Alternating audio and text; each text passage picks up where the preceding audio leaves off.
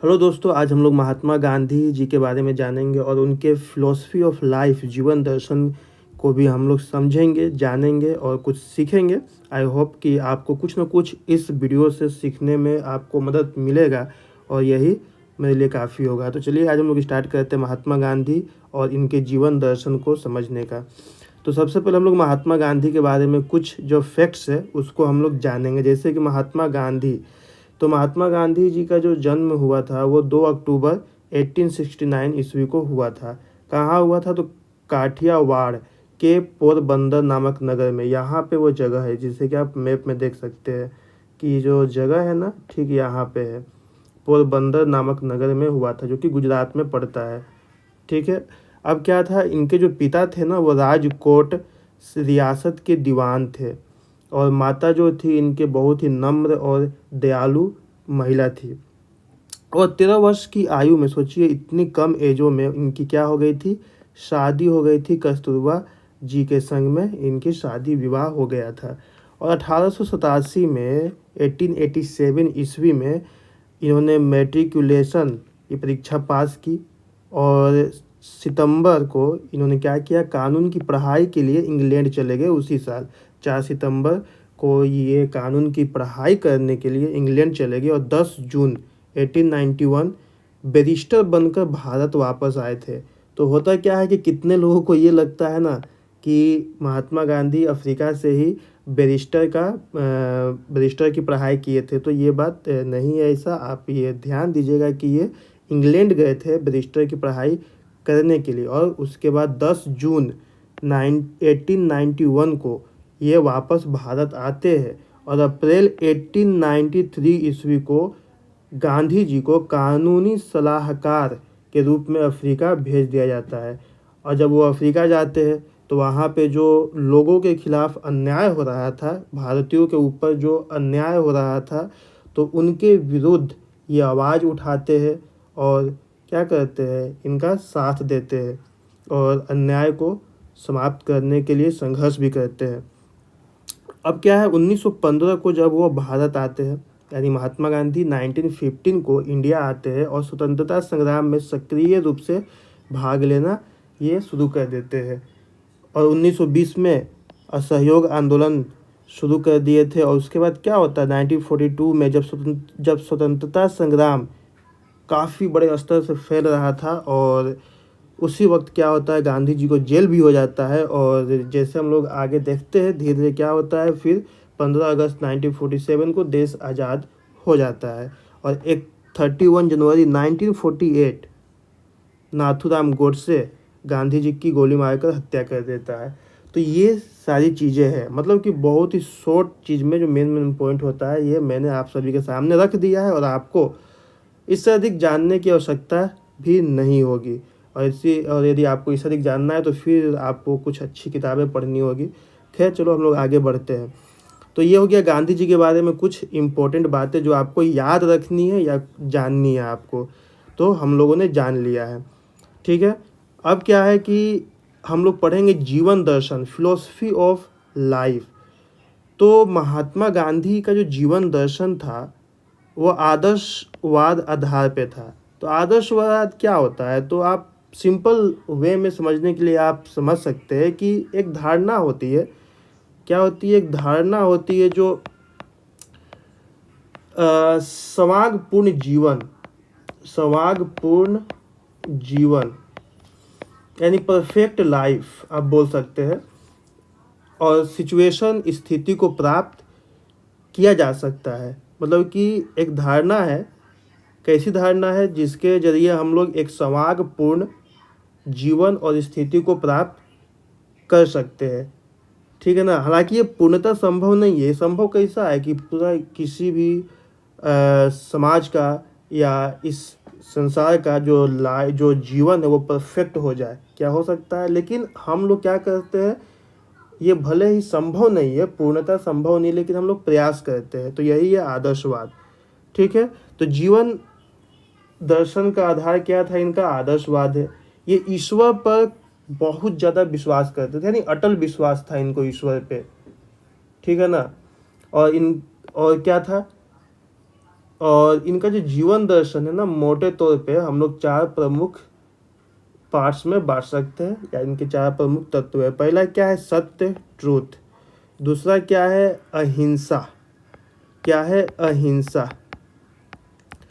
अब तीसरा क्या है? निर्भयता, फियरलेस। और फोर्थ है सत्याग्रह। ये 4 प्रमुख तत्व है जिनके आधार पे हम महात्मा गांधी के जीवन दर्शन को मोटे तौर पे समझ सकते हैं। ठीक है, तो क्या है? पहला है ट्रूथ यानी सत्य। लेकिन इससे पहले कुछ चीज़ें जो आपको जानना चाहिए, जैसे कि मैंने बोला कि महात्मा गांधी को ईश्वर पे अटल विश्वास था। ठीक है, उनका मानना था कि जो मनुष्य है ना, या हम सब है, जो हम सब प्राणी है, हम लोगों का भले ही शरीर अलग अलग है।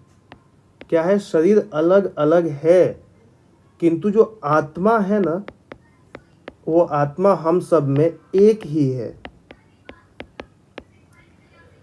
और ये जो आत्मा है, ये किसका अंश है? तो ये आत्मा जो है, ये परमात्मा का अंश है। ठीक है, और इसी परमात्मा को कोई लोग अल्लाह कहता है। ठीक है, तो कोई राम कहता है, तो कोई रहीम कहता है। ठीक है ना, ये चीज़ है। और ये बोलते हैं, ये महात्मा गांधी जी बोलते भी है, जिस प्रकार एक सूरज जो होता है, ठीक है ना, जिस प्रकार एक सूरज होता है और उसकी जो किरणें होती है वो अनगिनत होती है। ठीक है, लेकिन जो प्रकाश का जो सोर्स होता है वो तो एक ही होता है ना, सन। तो उसी प्रकार से क्या है? परमात्मा ये है, और ये सभी क्या है? परमात्मा का अंश। ठीक है, आई होप कि आप लोग इस चीज़ को समझ गए होंगे। तो अब देखिए क्या है, सत्य के बारे में महात्मा गांधी जी क्या कहते हैं। हम लोग जीवन दर्शन पढ़ रहे, फिर से आपको बतला दें। और इसमें क्या कहते हैं कि इनका जो अंतिम लक्ष्य है महात्मा गांधी का, वो है ईश्वर को प्राप्त करना, यानी ईश्वर को पाना।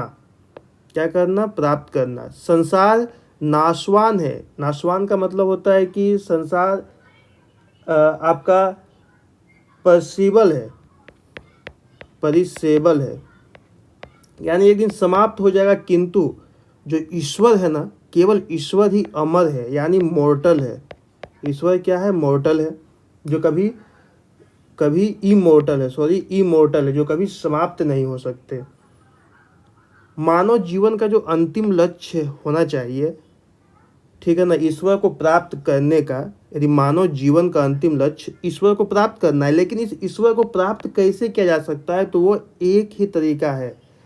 हम लोग कोई साधन चाहिए, और वो साधन क्या है? वो साधन है सत्य। यानी हम लोग सत्य को साधन बनाकर ईश्वर को पा सकते हैं, ये इनका कहना था।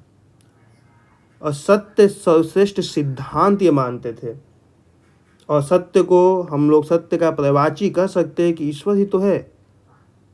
यानी जिसने सत्य को पा लिया, सत्य को खोज लिया, सत्य को जीने लगा, उसने ईश्वर को पा लिया, ये भी हम कह सकते हैं।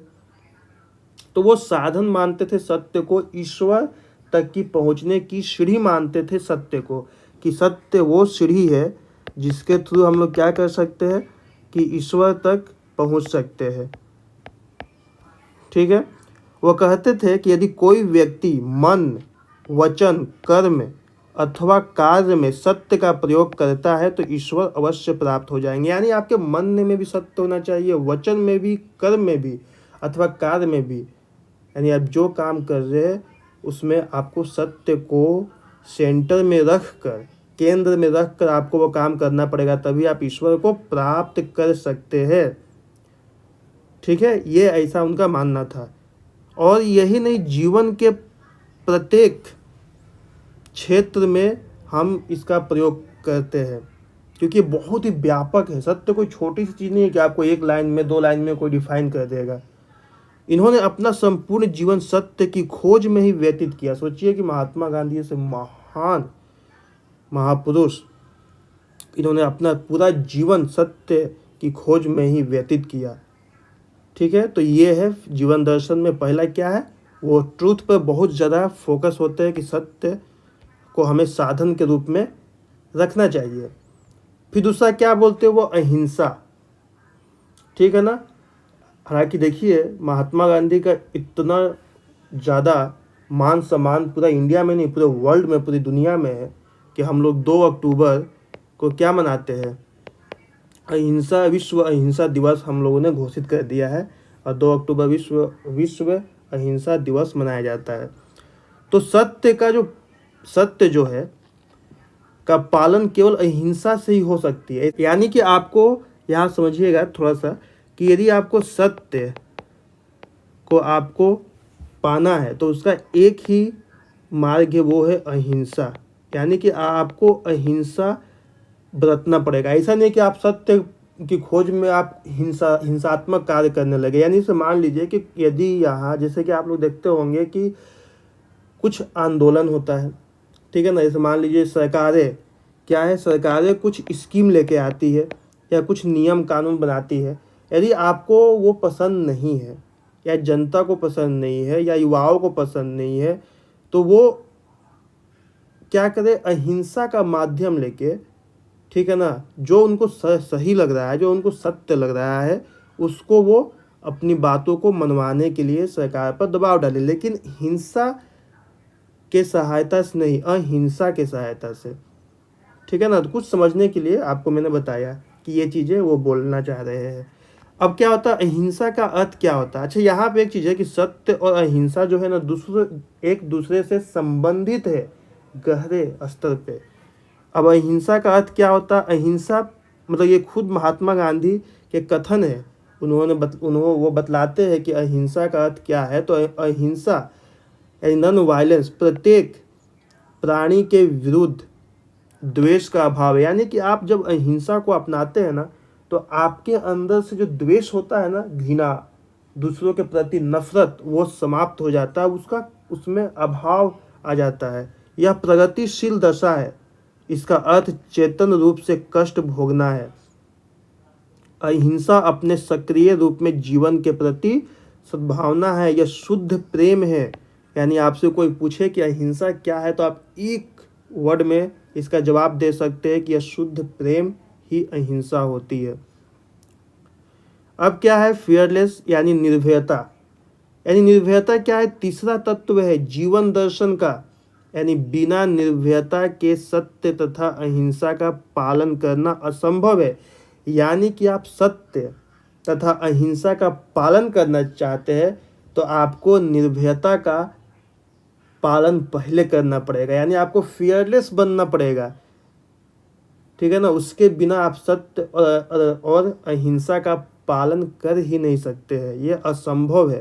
ये खुद महात्मा गांधी बोल रहे हैं। और वो लिखते हैं कि निर्भयता का अर्थ क्या है, समस्त भयों से मुक्त हो जाना। यानी कि उसमें भय का कोई जगह नहीं है। बीमारी का भय, शारीरिक चोट, मृत्यु का भय, संपत्ति विहीन का भय कि मेरा संपत्ति समाप्त हो जाएगा, ठीक है ना, प्रियजन को खोने का भय, प्रतिष्ठा मान सम्मान खोने का भय, अनुचित कार्य करने का भय इत्यादि। ये सब क्या है, फियरलेस, इन सभी चीज़ों से हो जाना, ठीक है। ये है उनका निर्भयता। और इसी को इंग्लिश में दिया हुआ है तो इंग्लिश वाले इसको नोट कर लेंगे और पढ़ लेंगे। सेम चीज़ लिखा हुआ है, इसी को इंग्लिश में लिखा हुआ है। अब क्या है सत्याग्रह, इसके बारे में क्या बोलते हैं, स्वयं का दृढ़ अवलंबन, ठीक है ना। क्या बोलते हैं, अवलंबन, यानी होल्डिंग फास्ट टू ट्रूथ। यह सिद्धांत सत्य तथा प्यार पर आधारित होता है। जो सिद्धांत है सत्याग्रह का, ये सत्य और प्यार पर आधारित है। स्वयं को कष्ट देकर विरोधी को सत्य का समर्थन कराया जाता है। इसमें क्या है कि आपको किसी से अपनी बातों को मनवाना है, ठीक है, जो सत्य है। ऐसा नहीं कि कोई भी बात मनवा लिए, जो गलत है उसको ही मनवाने के लिए बैठ गए, तब तो आप बेवकूफ़ी हो जाएगा ना। तो आप किसी को अपनी बातों को मनवाना चाहते हैं तो इसमें आप स्वयं को कष्ट देकर विरोधी को सत्य का समर्थन कराएंगे, ना कि उसको कष्ट दे देकर। क्लियर। सत्याग्रह का मतलब यही होता है। इस सिद्धांत का अर्थ है विरोधों, ये खुद महात्मा गांधी जी का कथन है, इस सिद्धांत का अर्थ है विरोधी को कष्ट देकर नहीं अपितु स्वयं अपनों या आपको स्वयं आपको कष्ट देकर सत्य का समर्थन कराना।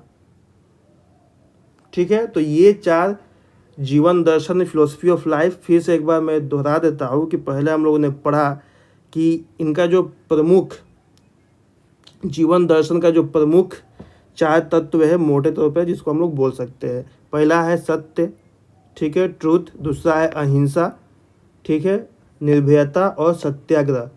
और ये इसे देखा जाए तो ये चारों क्या है, एक दूसरे का आपस में संबंधित है, निर्भर है, इंटरलिंक्ड है। ठीक है, यानी इसमें से कोई एक भी कम हुआ तो आपको बहुत ही मुश्किल हो जाएगी। सभी इसके लिए क्या करना पड़ेगा, आपको सभी को पालन करना पड़ेगा, सब एक दूसरे पे निर्भर है। ठीक है, तो आई होप कि आपको ये वीडियो समझ में आया होगा और मेरे तरफ से आपकी कुछ थोड़ी बहुत भी मदद हो गई होगी। तो थैंक यू और जय हिंद, जय भारत।